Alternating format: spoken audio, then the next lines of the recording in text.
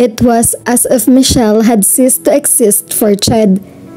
Iyon ang pakiramdam niya sa sumunod na mga araw. Hindi na kasi ito tumatawag o nag-text man lang sa kanya pagkatapos niya itong replyan na nasa bahay na lang siya. Siguro'y sobrang busy na nito kay Brazilian model. Nasa townhouse pa si Ched ang ilang mga gamit niya at kahit kailangan niya ang mga iyon ay parang wala pa siyang sapat na lakas ng loob na magpunta roon para kunin ang mga iyon.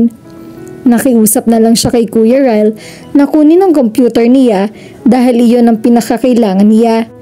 Pumayag naman ito at nagawa nito ang hinihiling niya.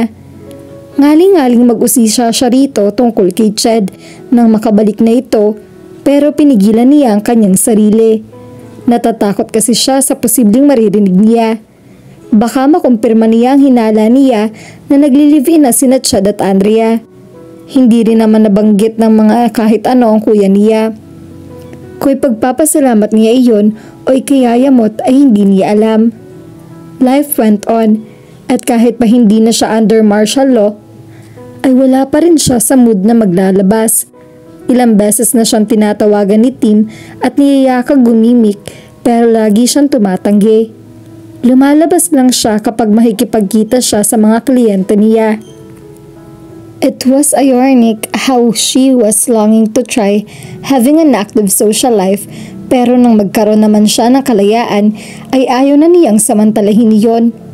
2 beses na may nag-miss call sa kanya. Hindi niya kilala ang numero at kapag sinasagot niya ang tawag ay wala namang nagsasalita. Gusto niyang isipin na si Ched iyon at namimiss na siya nito kaya tumatawag ito para marinig ang boses niya. Pero bukod sa hindi nito style ang ganoon, kung namimiss siya nito ay mas tamang kausapin siya nito. Ilang pagkakataon ding umuwi siya na parang may nahagip na figura ang paningin niya. Pero kung sakali mang hindi yun imahinasyon lang niya, ay mabilis din iyong nawawala sa paningin niya. Ipinagkibit-balikat na lang niya ang mga pagkakataong iyon. Lalo at lumipas pa ang ilang araw na hindi na ulit iyon. Halos 2 linggo na ang nakakalipas ng isang gabing katatapos lang niya sa paggawa ng webpage para sa isang kliyente ay may narinig siyang komosyon sa labas ng bahay nila. Sa kwarto niya siya nagtatrabaho at mula sa bintana ay tanaw niya sa labas. Pagsilip niya ay nahagip niya ang hininga niya nang makita niya si Ched sa labas ng gate nila at kausap si Kuya Jun. Alam kong nandyan siya. Kapag ganitong oras ay nasa bahay na siya, hindi ba? Gusto ko lang siyang makausap. Narinig niyang sabi ni Ched. Umalis ka na lang, pwede? Matigas na utos ng kuya niya rito. Pero bakit? Dahil duda ako na may ginawa ka na ikinasama ng loob niya. Hindi naman siya bigla-biglang uuwi rito kung wala.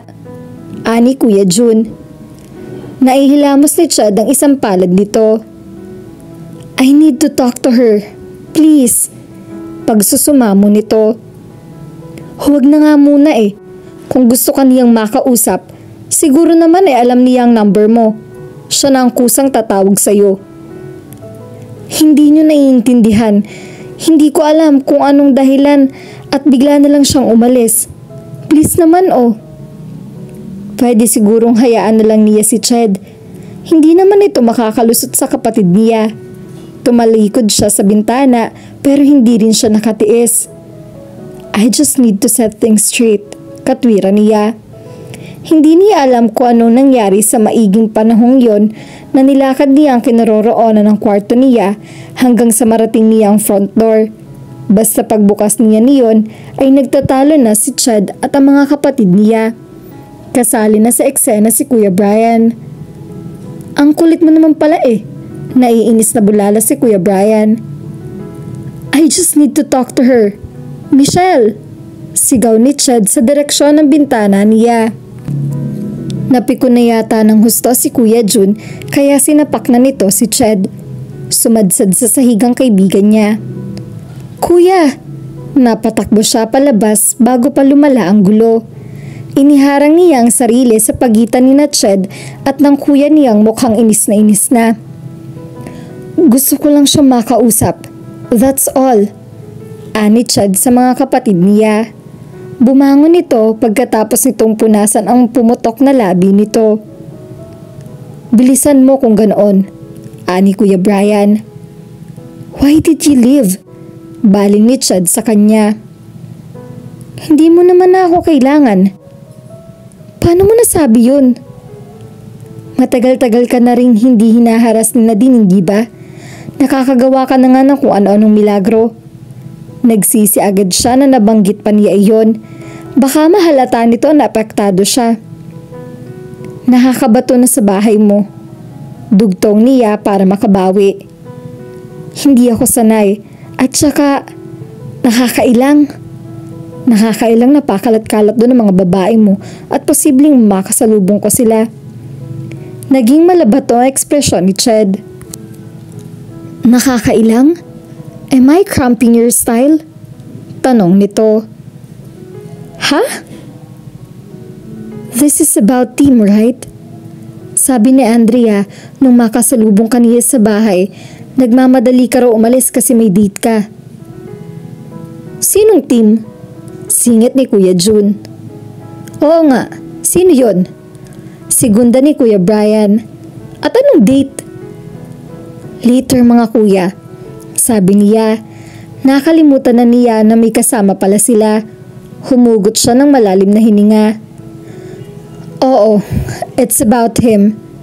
Gusto na naming mag-move on sa next level at mahirap gawin yun kung nandun ako sa pamamahay mo at iniisip ko na baka aali-aligid ang stalker mo at makita kami, di nalaman pa niya ang totoo. Lalong dumilim ang ekspresyon nito. Sinabi mo na sana agad, ang dami mo pang ibinigay na dahilan at sana nagpaalam ka ng matino, hindi yung basta ka na lang nawala. Baka busy ka, nandun si Miss Brazil nung umalis ako. Yeah, sure. Sarkastikong sabi nito. Humarap ito sa mga kapatid niya. Salamat sa pagpayag niyong pasamahin-sahan si Michelle at salamat sa pagtitiwala. Ibinabalik ko na sa inyo. Hayan at buong buo. Sige, magpapaalam na ako. Pagkasabi niyon ay nagtungo na si Chad sa nakaparadang sasakyan nito. Hindi napigilan ni Michelle na tanawin ang kotse nito hanggang sa mawala na iyon sa paningin niya. Kasabay niyon, pakiramdam niya ay may nawala rin kung anong napakahalagang bahagi ng pagkatao niya. Malamang ay ang puso niya. Sino iyong team? Tanong agad ni Kuya Jun. At bakit sabi mo kay Chad ay gusto mong mag next level na kayo? Tanong naman ni Kuya Brian. Wala yon, sinabi ko lang yon. Bakit? Duet pa ang dalawa. Natigilan si Kuya Brian. In love ka kay Chad ano? Hirit nito. Hindi no? Kailan niya. Hindi ito umimik pero nanatili itong nakamasid sa kanya. Nakigaya na rin dito si Kuya Jun. Nag-iwas siya ng tingin sa mga ito. Sumulyap siya sa semento, sa pader, sa halamanan at sa lahat ng bagay maliban sa dalawang nakatitig sa kanya. Umamin ka na at halata naman. Ani Kuya Brian. Kung hindi lang brusko ang mga ito at halatang mga babae naman ang hilig ay iisipin niyang mga bading ang mga ito sa lakas ng radar ng mga to. Walang masama kung magkagusto ka man sa kanya. Nagpapahinuhod ang tinig ni Kuya Jun. Mabuti nga siguro kung sa kanya ka mapupunta dahil panatag ang loob namin sa kanya. Panatag ba yun? Sinapak niyo nga siya. Ganti niya. Dahil makulit siya, katwiran ni Kuya Brian. Walang masama na magkagusto ko sa kanya? Ha? Meron. Dahil siya, hindi niya ako gusto. At kahit magustuhan niya, ako sigurado kung ano may time limit yon. Chad felt so pissed off. Ang mas nakakainis pa, ni hindi niya alam kung bakit masyado siyang napipikon. May katwiran sigurong magalit siya nang umalis si Michelle sa pamamahay niya nung walang paalam. Ang sabi nito kay Andrea ay may date daw ito. Bagay na lalo nagpainit ng ulo niya. Nag-alala siya kay Michelle at iyon hindi lang dahil malamang na ibinitin siya ng patiwarik ng mga kuya nito kapag may masamang nangyari dito. Napudpud na yata ang daliri niya sa kakatext at kakatawag dito, pero deadmang inabot niya. Tumatawag siya sa bahay nito pero nahangyata ang telepono dahil not accessible. Ang sinasabi ng recorded message.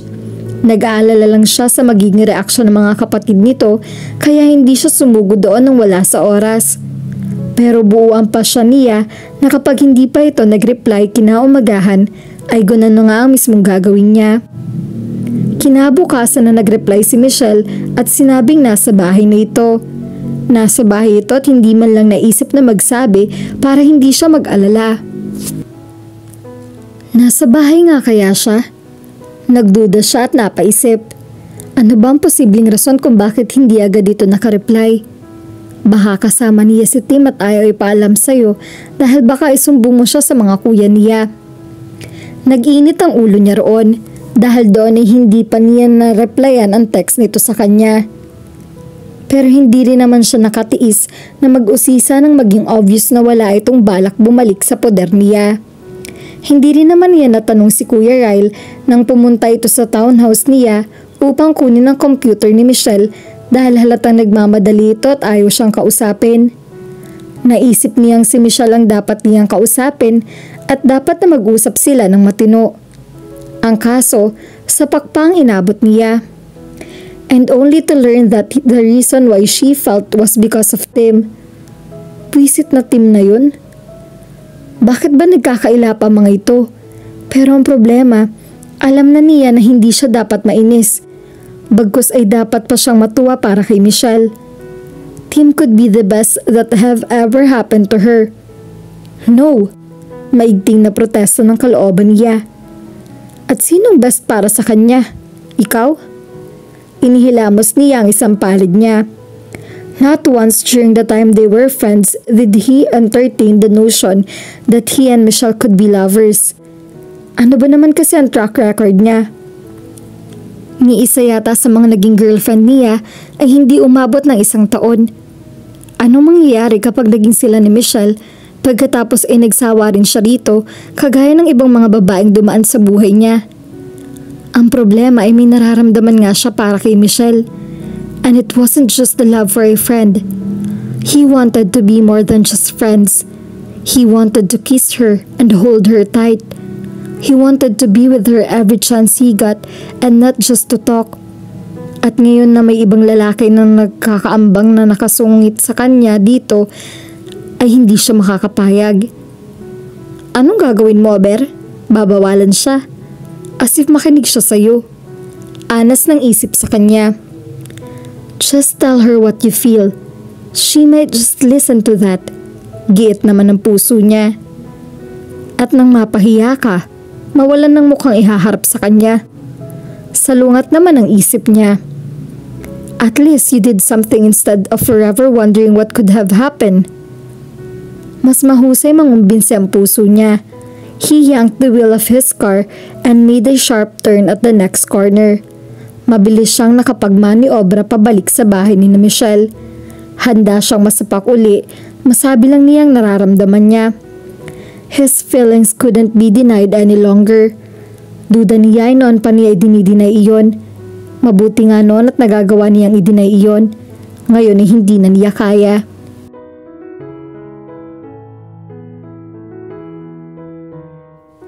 At dito na po nagtatapos ang ating kwento. Sabay-sabay po nating abangan ang susunod na kabanata. Maraming salamat po. God bless and stay safe.